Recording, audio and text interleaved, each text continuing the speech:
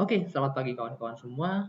Calon peserta observasi atau penilaian kesesuaian P3K Guru tahun 2022.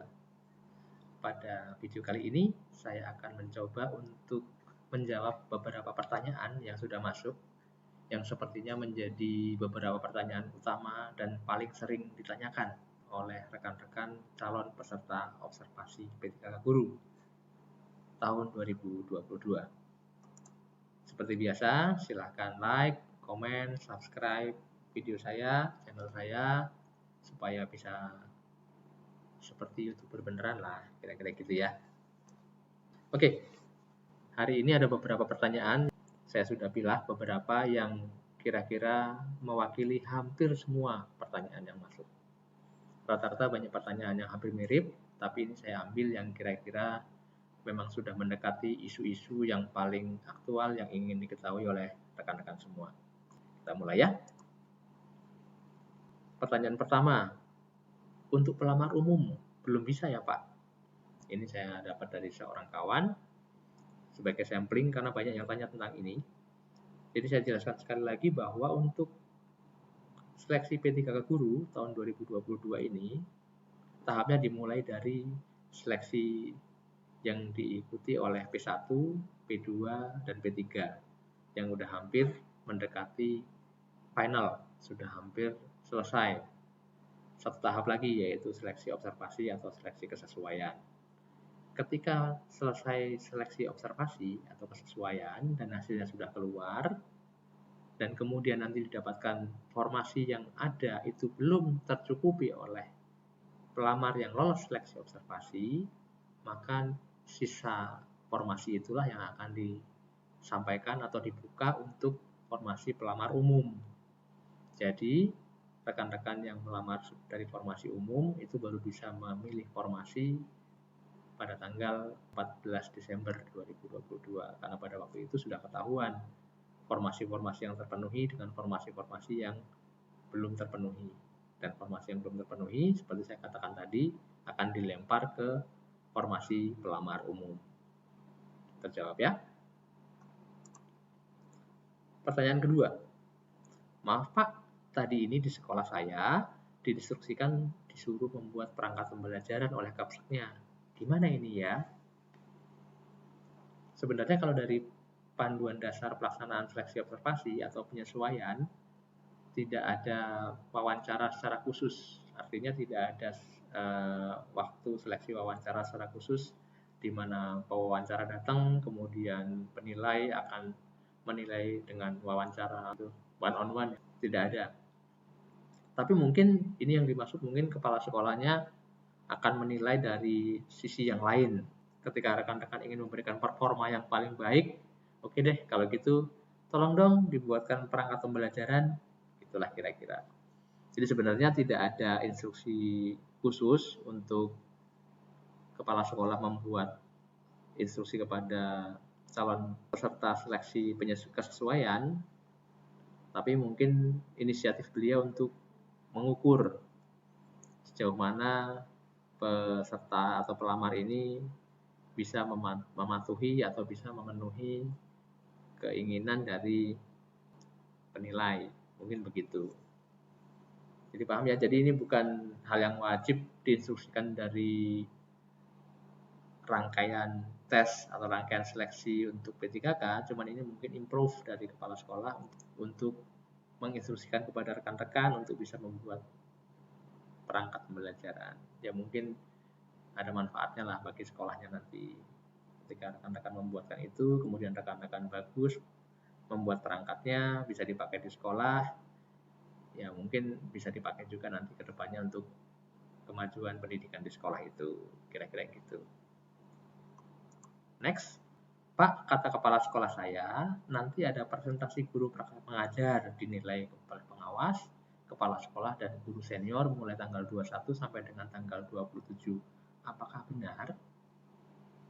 Kalau dari jadwal resmi seleksi observasi atau kesesuaian dari P3K Guru, tidak ada jadwal khusus dari tanggal 21 sampai dengan tanggal 27.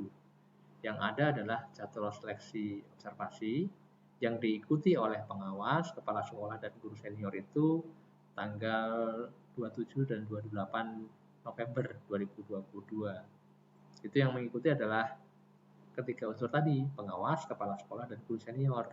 Jadi peserta tidak mengikuti seleksi apapun pada tanggal itu. Kalau sebelum tanggal itu mungkin diadakan oleh kepala sekolah dan guru senior, rekan-rekan diminta untuk praktek mengajar, itu bukan sudah di luar agenda dari rangkaian seleksi yang inti. Itu mungkin improve dari kepala sekolah, improve dari guru senior ataupun pengawas mungkin ya. Karena saya juga belum menerima informasi yang valid terkait itu, belum ada pemberitahuan dari Dinas Pendidikan juga terkait adanya praktek mengajar yang akan dinilai oleh pengawas, kepala sekolah, dan guru senior dari tanggal 21 sampai dengan 27. Artinya kalau bagi saya itu bukan suatu informasi yang valid. Coba silakan ditanyakan ke masing-masing sekolah, apakah memang ada seperti itu atau tidak. Next. Selamat siang Pak Andre, mau tanya, jika dalam pengisian riwayat pengalaman kerja tidak kita isi, apa memiliki dampak untuk observasi? Mohon pencerahannya. Di situ saya jawab, seharusnya diisi, kan itu termasuk portofolio. Maaf Pak, kemarin terfokus mengisi riwayat lainnya, terus langsung resume. Jadi adakah solusinya Pak? Gitu kan, pertanyaannya seperti itu. Yang pertama, saya jelaskan begini. Pengisian riwayat pengalaman kerja itu merupakan hak dari pelamar. Jadi pelamar boleh mengisi riwayat kerjanya semaksimal yang dia bisa, semaksimal yang pelamar mampu dan semaksimal sistem mengampu itu, gitu kan. Kalau wajib dan tidak wajib itu tidak ada hukumnya, tapi ketika kita akan melamar sebuah lowongan pekerjaan, alangkah baiknya ketika kita mengisi portofolio kita menjelaskan kepada calon yang akan menggunakan jasa kita, dalam hal ini adalah pemerintah, bahwa kami sudah bekerja dari mulai tahun sekian sampai tahun sekian lama, pengalaman kami mengajar A, mengajar B, mengajar C, sekian lama, kemudian kami pendidikannya adalah ini, itu seharusnya sih dijelaskan. Karena menurut saya itu adalah sebuah cara untuk meyakinkan calon pemberi kerja bahwa kita layak untuk diterima bekerja, kan begitu ya. Jadi intinya adalah portofolio itu adalah bukan kewajiban tapi hak dari pelamar untuk membuktikan bahwa dirinya capable mengisi formasi itu. Demikian juga dengan pelamaran P3K ini. Ketika rekan-rekan punya portofolio bagus, ketika rekan-rekan punya pengalaman kerja yang bagus, kenapa tidak dilampirkan, kenapa tidak disampaikan? Itu akan menunjukkan bahwa rekan-rekan adalah yang lebih capable dibandingkan dengan yang lain. Toh ini juga bersifatnya seleksi. Seleksi itu artinya ada kompetisi di dalamnya. Yang paling capable, yang paling mampu, yang paling bisa meyakinkan bahwa yang bersangkutan itu layak untuk di-hire, layak untuk diterima, itu dong yang bisa kita tunjukkan. Sekali lagi, yakinkan bahwa rekan-rekan adalah orang yang tepat untuk mengisi formasi itu, kan gitu ya. Jadi kira-kira begitu terkait dengan portofolio. Kemudian terkait ketika saya tidak mengisi, terus gimana Pak? Saya sudah terlanjur risem. Ya kalau itu saya juga tidak bisa jawab. Artinya ketika Bapak, Ibu atau rekan-rekan semua tidak mengisi portofolio, tidak ada kewajiban yang ditinggalkan, tapi juga tidak ada hak yang Bapak Ibu bisa klaim. Artinya Bapak Ibu ketika tidak mengisi portofolio tidak bisa kemudian menyampaikan bahwa saya sudah punya masa kerja ABCD karena memang tidak terisikan di daftar yang Bapak Ibu kirimkan. Kan begitu. Jadi portofolio itu lebih kepada hak kita selaku pelamar untuk bisa memberikan gambaran lebih apa sih kelebihan kami dibandingkan dengan kompetitor yang lain gitu. Jadi intinya kembali ke pelamar masing-masing apakah akan diisi atau tidak, tapi kalau saya menyarankan seharusnya diisi selengkap-lengkapnya, diisi dengan bahasa yang paling bagus untuk bisa meyakinkan Panselnas, meyakinkan Panselda bahwa Bapak Ibu lah kandidat yang layak untuk mengisi formasi itu. Demikian. Ada satu lagi, ini dari Utami. Utami ini mungkin Ibu ya. Ibu Utami, mohon maaf Pak, mau izin bertanya. Apa pada penilaian observasi untuk guru senior itu, satu guru senior untuk menilai semua pelamar di sekolah tersebut atau bagaimana? Terima kasih sebelumnya. Sama-sama Bu Utami. Jadi begini Bu Utami dan rekan-rekan sekalian, guru senior itu akan menilai peserta yang berasal dari sekolah di mana guru senior itu berada. Contoh misalnya, ada satu formasi guru kelas di SDA. Maka kepala sekolah dan guru senior di SDA akan menilai peserta yang berasal dari SDA.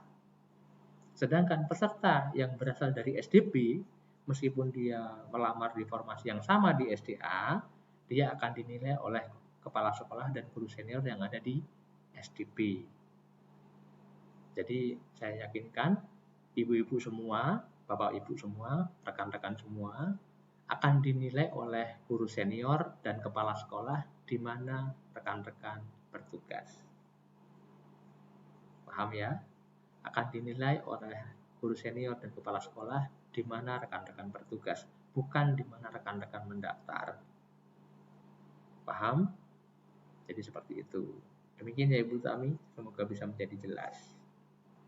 Untuk penilaian dari guru senior yang menentukan Pak Kepseknya atau dari dinasnya Pak. Mungkin maksudnya penentuan guru seniornya mungkin ya, kalau saya tidak salah persepsi. Jadi maksudnya penentuan guru senior yang akan menilai di suatu sekolah itu ditentukan oleh kepala sekolah atau oleh dinas. Itu mungkin ya pertanyaannya. Jadi bisa saya jawab begini, penentuan guru senior yang akan ikut melakukan seleksi bagi pelamar yang ada di sekolah tertentu itu ditentukan oleh kepala sekolahnya. Jadi kepala sekolah akan menentukan siapa guru yang dianggap paling senior untuk bisa melakukan penilaian. Karena asumsinya adalah kepala sekolah yang paling paham di sekolah itu mana guru yang paling senior dan layak untuk menilai calon pelamar P3K yang berasal dari sekolahnya. Dan tentu saja usulan kepala sekolah terkait guru senior tersebut diusulkan kepada Dinas Pendidikan atas persetujuan Dinas Pendidikan juga. Ini ada pertanyaan bagus yaitu menanyakan tentang nilai ambang batas. Apakah ada nilai ambang batasnya Pak? Jadi pada seleksi kesesuaian atau observasi ini tidak ada nilai ambang batas. Ambang batas bawah tidak ada, ambang batas atas tidak ada. Yang ada nilai itu bukan berbentuk angka. Nilai itu bukan berbentuk angka mati ya, maksudnya angka value 1, 2, 3, 4, 5, 6 dan sebagainya enggak. Nanti kepala sekolah, pengawas dan guru senior itu menilai Bapak Ibu bukan yang diinputkan bukannya angka. Contoh misalnya, kepala sekolah A menilai peserta A, dia akan menilai kinerjanya dapat 10, kemudian kesesuaiannya dapat 50, tidak begitu. Tapi kepala sekolah, guru senior, dan pengawas akan menjawab berbagai macam pertanyaan yang bentuknya adalah multiple choice, pilihan. Nanti ada pilihan yang akan dipilih jawabannya oleh tim penilai yang menggambarkan tentang si pelamar. Jadi contohnya misalnya begini, bagaimanakah sikap pelamar ketika mereka mendapatkan tugas dari kepala sekolah, misalnya begitu. Jawabannya A, melaksanakan dengan baik. B, melaksanakan dengan baik dan penuh inisiatif. C, melaksanakan dengan baik, penuh inisiatif dan tidak pernah membantah. Kira-kira seperti itu perpilihannya. Nanti kepala sekolah akan memilih salah satu. Jadi begitu penilaiannya, bukan penilaian tentang ambang batas 1, 2, 3, 10, 20, dan sebagainya. Tapi lebih kepada deskriptif. Deskriptif nanti masing-masing akan dihimpun oleh sistemlah yang akan menentukan dari deskriptif yang disampaikan oleh kepala sekolah berdasarkan hasil pilihan pada multiple choice itu nanti akan dikonversi oleh sistem menjadi nilai. Yang di bawahnya tidak perlu dibahas ya, karena sudah saya bahas di depan tadi. Saya tegaskan lagi bahwa pada saat observasi itu tidak ada jadwal tes khusus untuk mengajar, tidak ada. Jadwalnya hanya tanggal 27, 28 itu kepala sekolah guru senior dan pengawas itu berkumpul di suatu tempat untuk melakukan penilaian secara langsung, penilaian secara simultan, bersamaan, untuk menilai kesesuaian kinerja dan potensi dari Bapak Ibu sekalian. Kira-kira seperti itu. Jadi tidak ada di jadwal resmi itu tidak ada tes praktek mengajar. Ini ada satu pertanyaan lagi.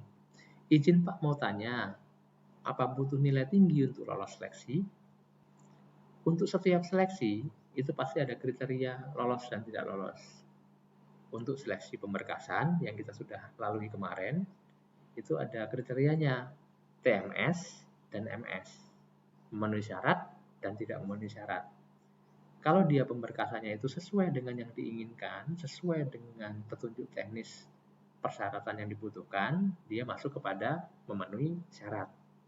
Tapi ketika dia tidak, atau ada berkas yang membuat dia tidak sesuai dengan yang diminta oleh petunjuk teknis penerimaan, dia dianggap tidak memenuhi syarat. Demikian juga dengan yang ini nanti.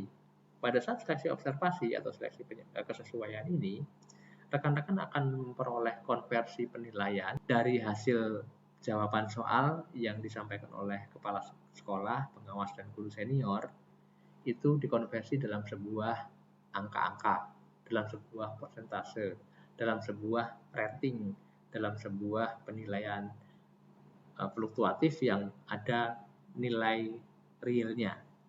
Nah, tentu saja pada setiap seleksi pasti ada yang lolos. Kalau yang lolos seperti apa? Tentu saja yang lolos adalah yang nilainya paling tinggi di antara kompetitor-kompetitor yang lain.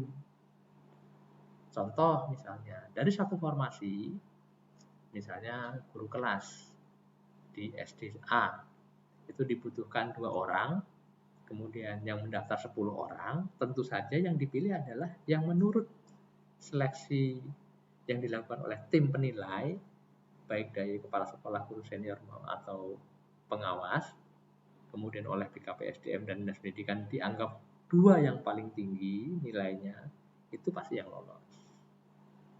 Jadi kesimpulannya apa? Ya pasti butuh nilai yang paling tinggi, karena yang namanya seleksi itu akan mencari kandidat yang terbaik. Jadi tugas rekan-rekan adalah membuktikan bahwa rekan-rekan adalah kandidat yang terbaik. Jadi wajib hukumnya ketika hasil penilaian bisa menunjukkan bahwa rekan-rekan itu adalah kandidat terbaik, itu pasti yang lolos. Dari sekian banyak pertanyaan yang masuk, pertanyaan ini yang saya paling suka. Karena ini pertanyaan ini langsung saya jawab dengan Waalaikumsalam. Tidak ada lanjutannya sampai sekarang, saya tunggu beliau sudah tidak tanya lagi, artinya sudah selesai. Oke, rekan-rekan, demikian yang bisa saya sampaikan Q&A kita hari ini. Jika masih ada pertanyaan yang belum saya bahas di sini, masih boleh ditanyakan lagi. Masih cukup waktunya sampai dengan kita menjalani seleksi observasi, silakan ditanyakan ke kanal-kanal saya, di YouTube boleh, di Instagram juga boleh. Demikian, terima kasih.